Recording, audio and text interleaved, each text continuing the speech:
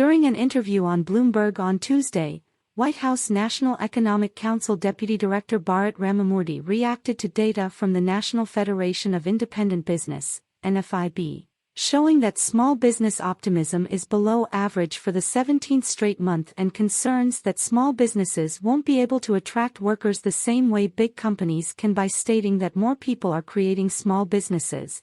There are significant investments in the American Rescue Plan that are now being distributed, and increased lending from the Small Business Administration, and employers, whether they're big or employers or smaller employers, are going to have to compete hard to attract and retain workers.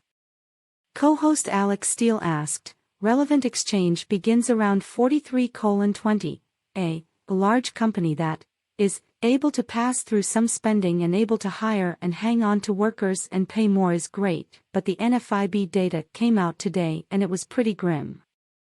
Small businesses are not feeling great. What do we do there? How does the administration help them? Ramamurti answered, well, we have a very robust small business agenda. It starts with the fact that, number one, people have been creating more new small businesses over the last 2 years than we've ever seen since we started collecting that data.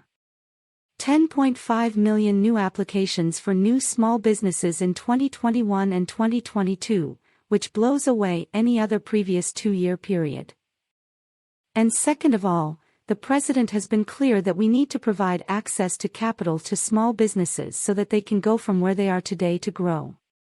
There are significant investments in the American Rescue Plan that are now being distributed via the states. The Small Business Administration is expanding some of its loan programs to make that sure all of these small businesses have more access to capital.